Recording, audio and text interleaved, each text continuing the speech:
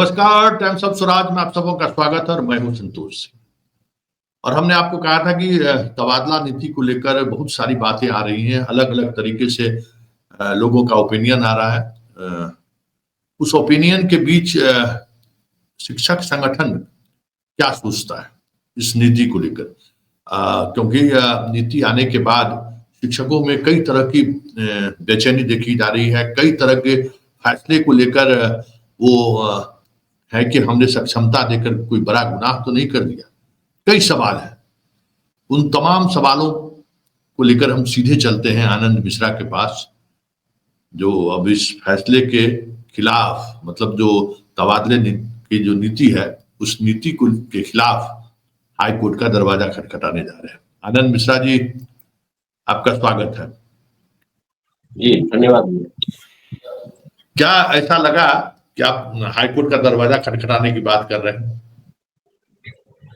देखिए, बिहार की जो स्थानांतरण और पदस्थापन नीति आई है, ये अपने आप में कह सकते हैं कि शिक्षकों को प्रताड़ित करने की नीति है।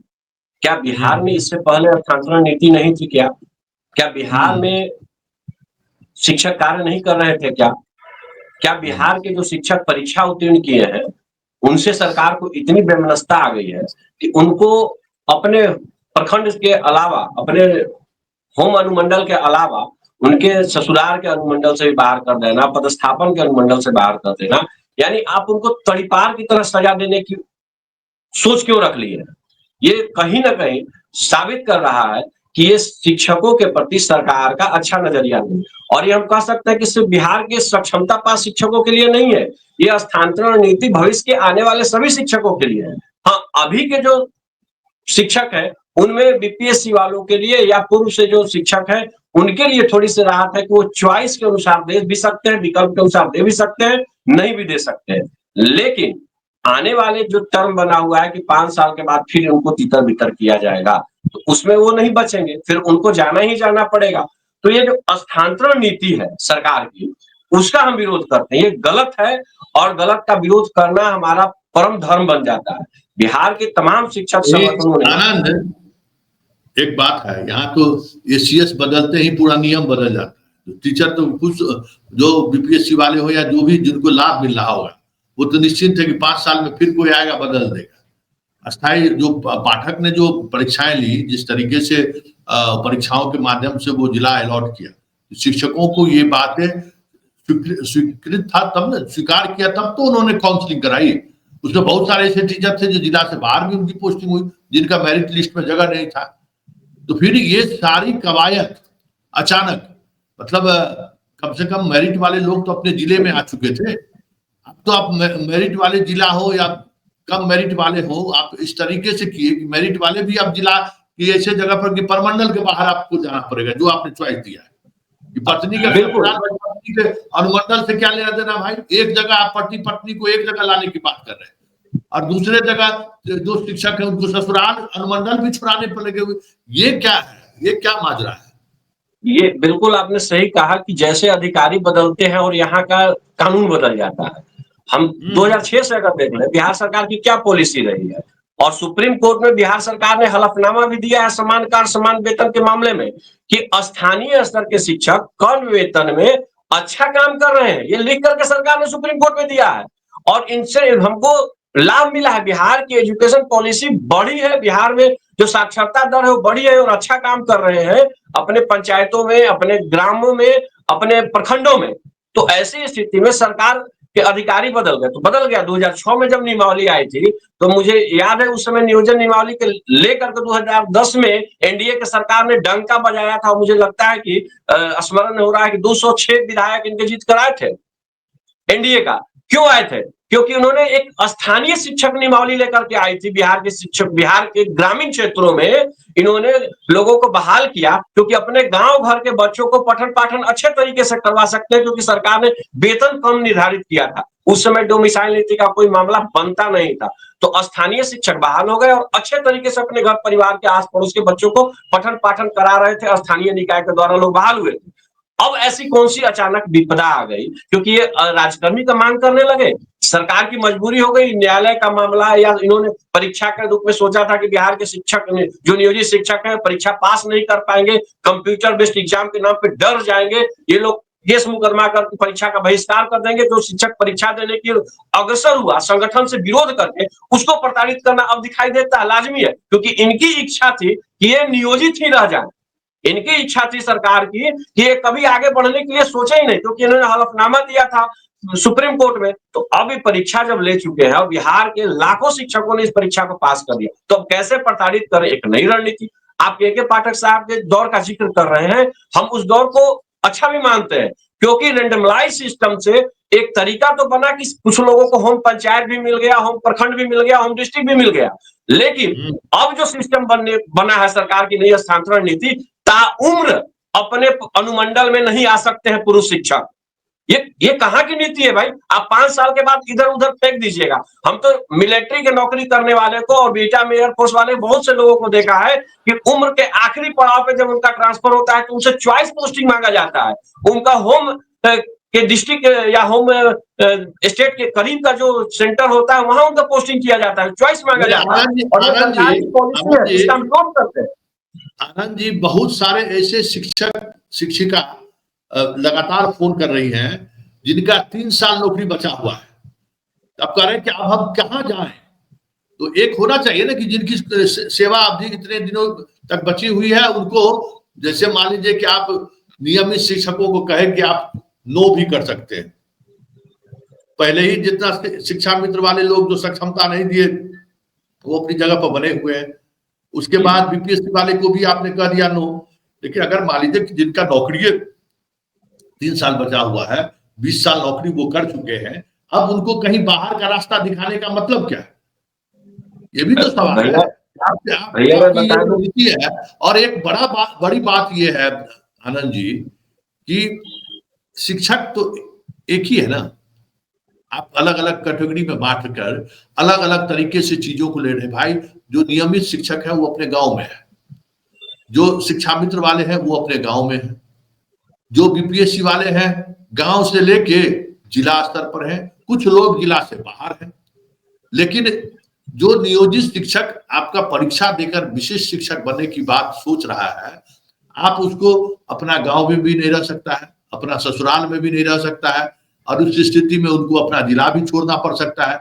मतलब ये कौन सी पॉलिसी हुई? इसको किस तरीके ये और इस पॉलिसी के पीछे जबकि सिद्धार्थ करते थे कि 80% शिक्षकों को 80 से 90% शिक्षक बहुत ही रिलैक्स महसूस करेंगे।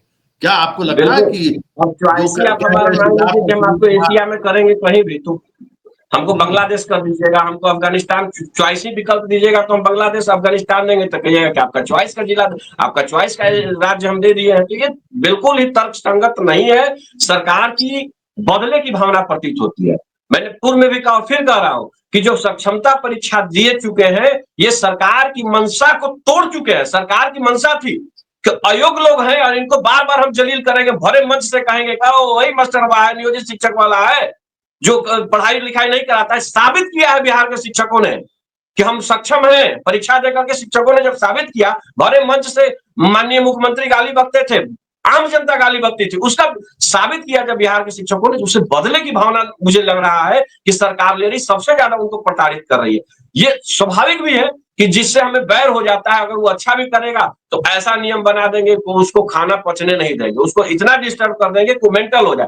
अब सौभाग्य है हम लोगों का कि सुप्रीम कोर्ट का एक निर्णय आ चुका है कि आप बहाली के प्रक्रिया के दरमियान नियम नहीं बदल सकते हैं। और हम लोग भी जानते हैं ना कि जब गेम शुरू हो जाता है तो गेम के दरमियान खेल का नियम नहीं बदलता है, और खेल के नियम बदलेगा तो हम ट्वीट कर सकते हैं, हम वापस आ सकते हैं। लेकिन सरकार ने यहाँ इस पॉलिसी में जबरदस्ती का भी एक कॉलम रखा है, जो कि माननीय सुप्रीम कोर्ट में इन्होंने, पटना हाईकोर्ट में इन्होंने दिया भी है प्रमोद यादव बनाम बिहार सरकार के केस में, कि हम जबरदस्ती इन लोगों का साथ कुछ नहीं करेंगे। अगर इनकी इच्छा होगी राजकर्मी बनने की तो ये परीक्षा देंगे, अगर इच्छा नहीं होगी तो नहीं देंगे।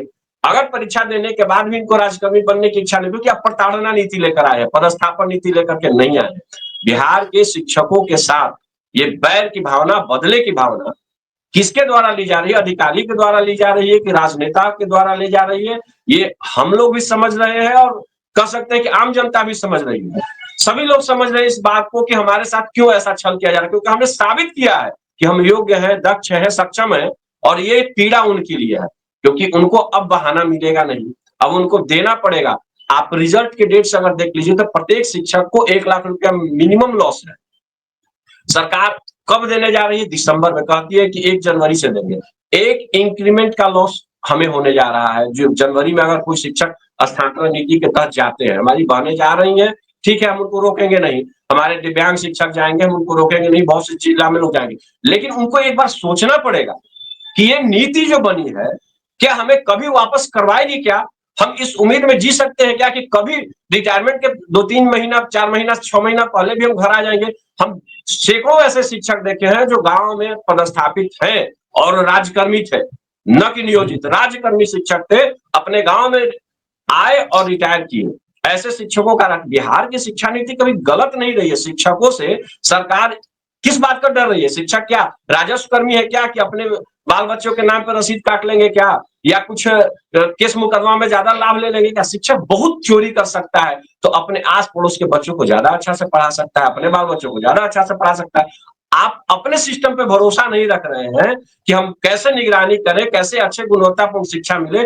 आप शिक्षकों को प्रताड़ित कीजिएगा कि दूर दराज जाएंगे तो ये पठन पाठन होगा, तो आधे अधूरे मन से अपने पारिवारिक स्थिति को परेशानी में देख करके मानसिक रूप से अस्वस्थ होकर के कोई शिक्षक पठन पाठन की ओर नहीं जाएगा, वो हाईकोर्ट जा अवसाद में रहे चला हैं, जाएगा। आनंद जी हाईकोर्ट जा रहे हैं, उसका आधार क्या है, क्या मुद्दा है वो?